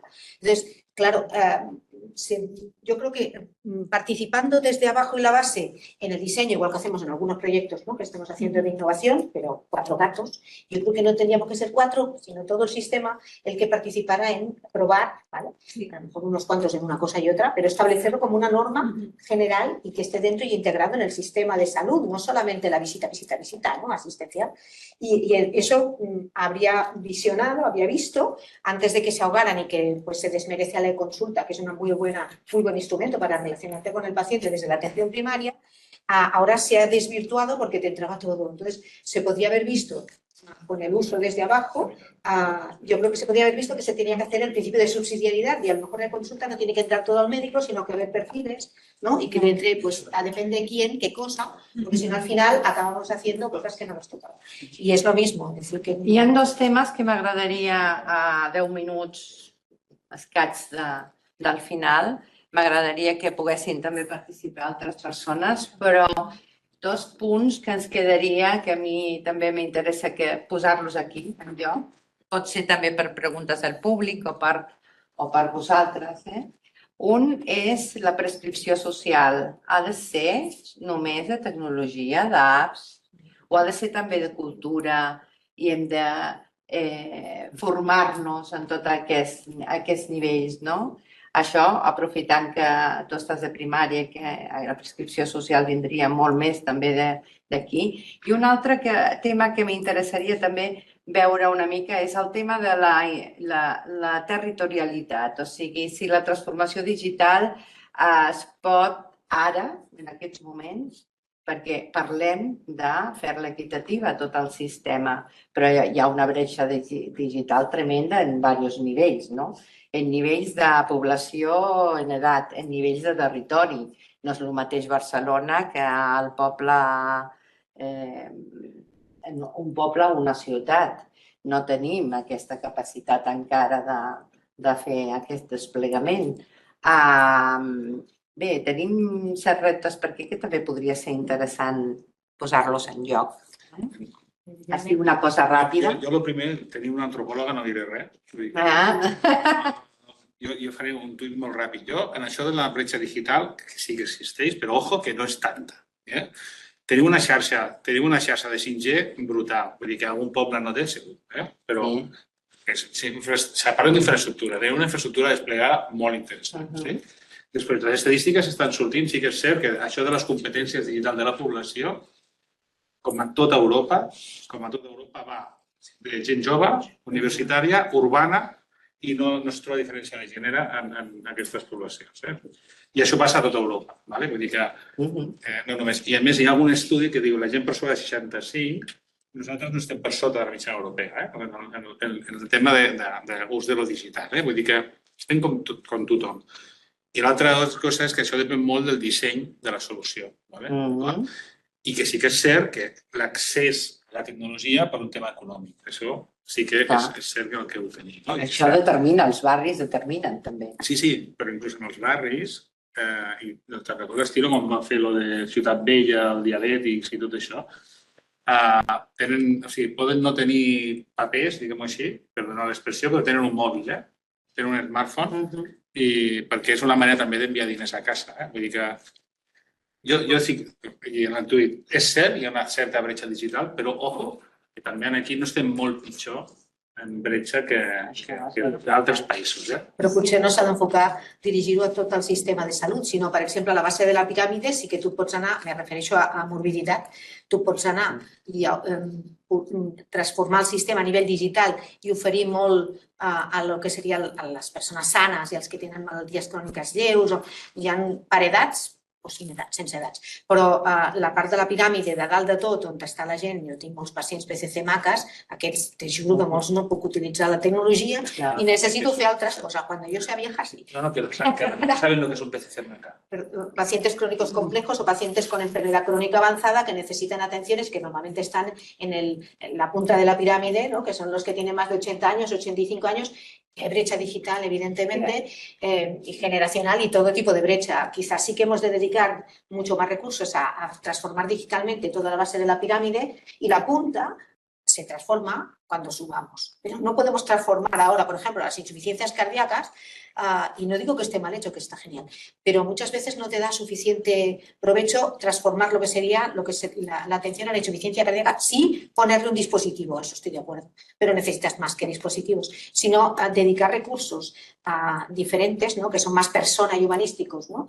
A la brecha, a la punta de la pirámide y la parte tecnológica y digital a la base. Eso se podría hacer y con el tiempo iremos creciendo y en la punta llegará la parte digital. Jo estic d'acord amb la Sílvia, però no sé si hem d'arribar a dalt de tot o no. És a dir, la piràmide aquesta és la piràmide de Kaiser Permanente i té una ratlla molt xula, que no sé si perquè us la mireu, que és autogestió i no autogestió. I la part de dalt vol dir que no és autogestió. Llavors, la transformació digital amb autogestió ens pot ajudar molt perquè pots empoderar el pacient, li pots donar eines, però la que no és autogestió, que és la part de dalt, sempre hi haurà d'haver uns clínics. Els podrem monitoritzar per evitar, però hi ha d'haver aquest contacte i no és un problema de bretxa. I lligant amb això, per mi és una mica el de la bretxa, sempre que fas una xerrada i parles de transformació digital, i jo ja dic que m'encanta que em facin aquesta pregunta, i els avis què? És la pregunta del milió, sempre et fan aquesta pregunta, sempre. Llavors, què és una bretxa digital? És a dir, sí que la infraestructura és molt fàcil de medir, però l'altre no hi ha un límit. És un tema que estem estudiant i estem fent una investigació a l'hospital. Quanta gent tenim en bretxa digital a l'hospital o quanta gent hi ha en bretxa digital, no d'infraestructura, sinó que no entengui o un problema d'alfabetisme en salut? Doncs no ho sabem.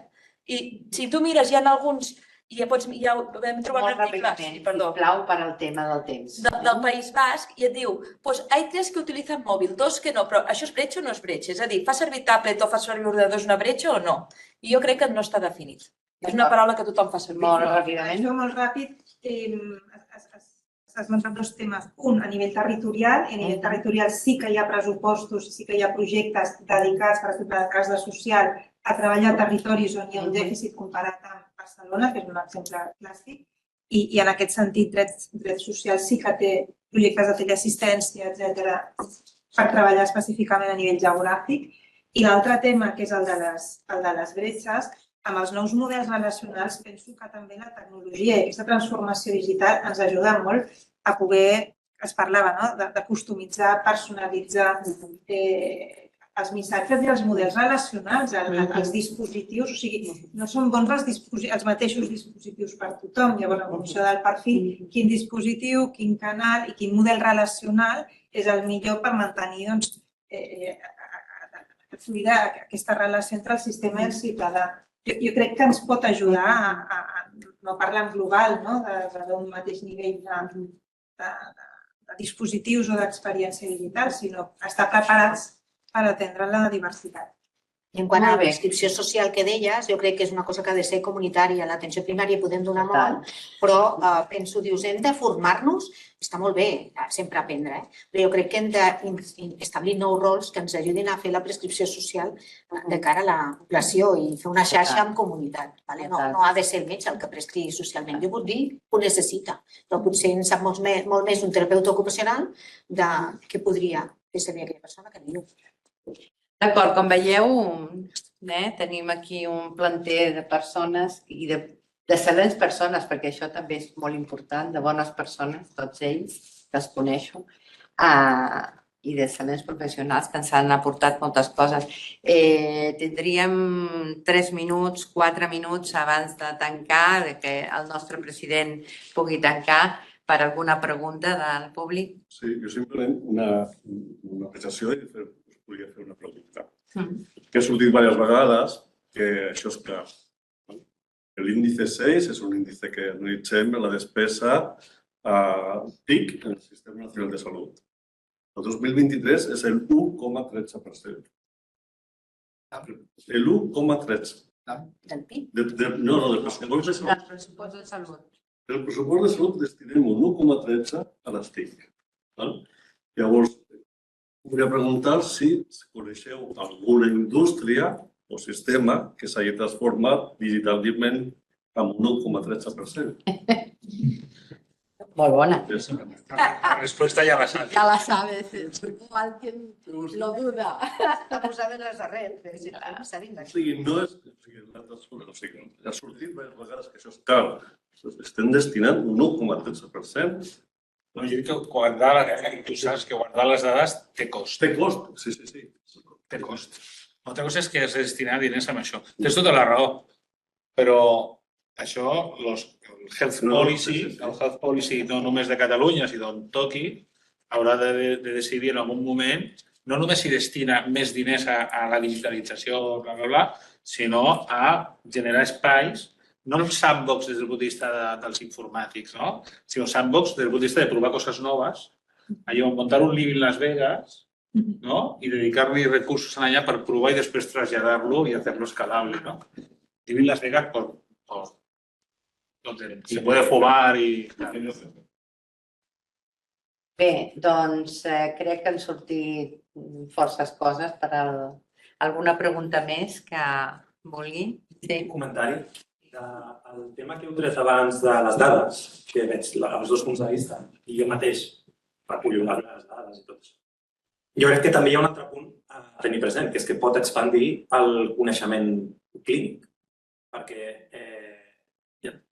una analogia, sempre els humans han tingut pressió arterial, però fins al segle XVIII o segle XIX no es va començar a mesurar i no se sabia què significava exactament. Quins eren els valors raonables, els que no. Amb el temps hem tingut recollida continuada, però en un entorn molt controlat d'UCIs, coses per l'estil. Què significa que una persona ara tingui 3 dies de bradicàrdia a casa? No ho sabem. I aquesta recollida de dades, que ara mateix potser no podem interpretar perquè no estem en una situació en la que no vol dir que no la puguem fer amb la intenció d'investigar, d'augmentar el nostre coneixement, no només que hi hagi la tecnologia, sinó que, a més, puguem extreure un coneixement d'aquesta tecnologia. Llavors, jo penso que sí que té sentit fer aquesta recollida, però sempre tenir present que no és només tecnologia, sinó també coneixement clínic que ha d'augmentar i que aquestes noves eines, igual que en el segle XIX, la barra de mercuri, ara amb les eines que hi hagi a casa, tindrem un context nou, tindrem unes recollides amb unes freqüències noves, que és a la mateixa edat, però utilitzada i recollida d'una forma diferent, que ens pot fer emergir una cosa que ja succeïa, però que no teníem aquest coneixement fins ara. D'acord. Fer per al·lusions, una mica.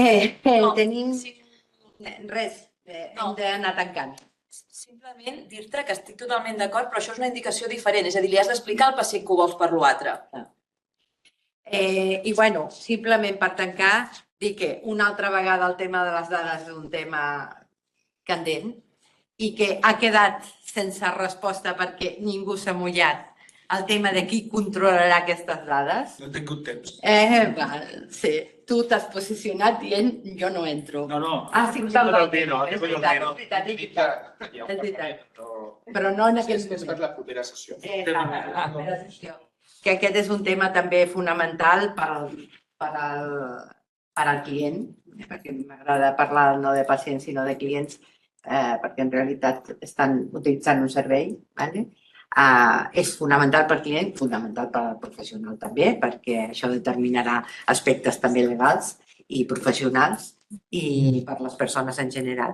Us agraïm moltíssim. Ara el nostre president pujarà, li cedeixo el puesto agraïm moltíssim a aquestes 5 persones tan interessants que hem tingut. Gràcies. A vosaltres.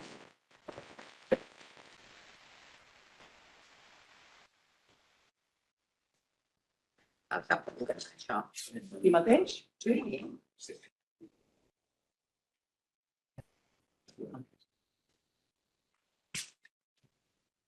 Jo tancar en nom del cercle amb paraules d'agraïment. Paraules d'agraïment molt importants perquè vull agrair a Sol i Francesc Josep Maria tot l'esforç que han fet per fer una jornada com la que heu vist ara.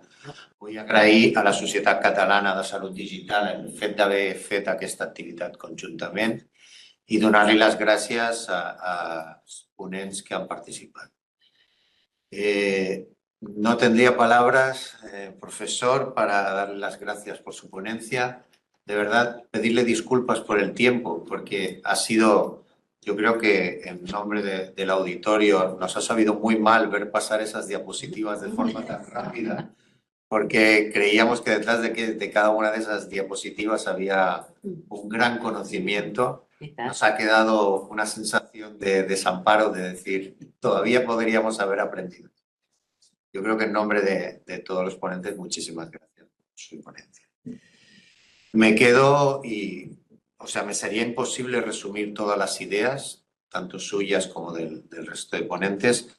Sí que me gustaría recalcar esa reserva de humanidad, ese botón rojo o esa capacidad de discrepancia del profesional y esa llamada de atención suya sobre los derechos fundamentales. Yo creo que no podría resumir el resto de ideas, pero creo que engloba muy bien el mensaje que nos quería transmitir durante el día. Sobre el resto de ponentes, han salido tantos temas, han sortit tants temes que jo crec que seria impossible resumir. Però sí que vull recalcar la seva passió, la seva discussió aquí.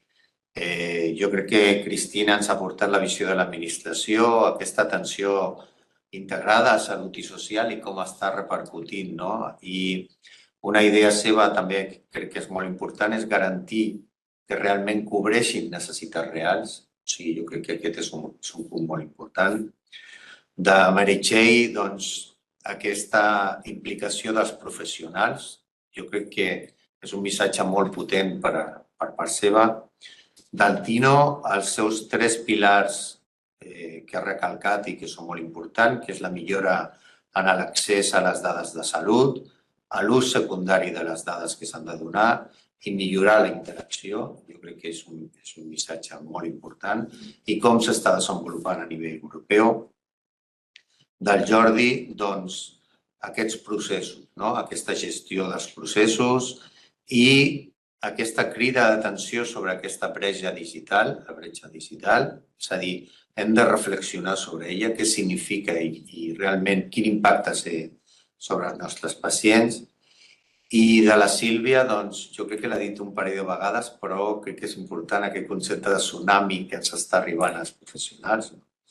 I la crida d'atenció sobre l'atenció primària, sobre aquesta lentitud en la implantació i com és important recalcar-ho. I per finalitzar, jo crec que tots han estat capaços d'explicar aquesta situació d'optimisme català. És a dir, estem en una situació en què potser no estem, no sé si estem a la Champions o a l'Europa League, però realment Catalunya està molt endavant en aquest desenvolupament. Doncs moltíssimes gràcies a tots vosaltres per la vostra assistència.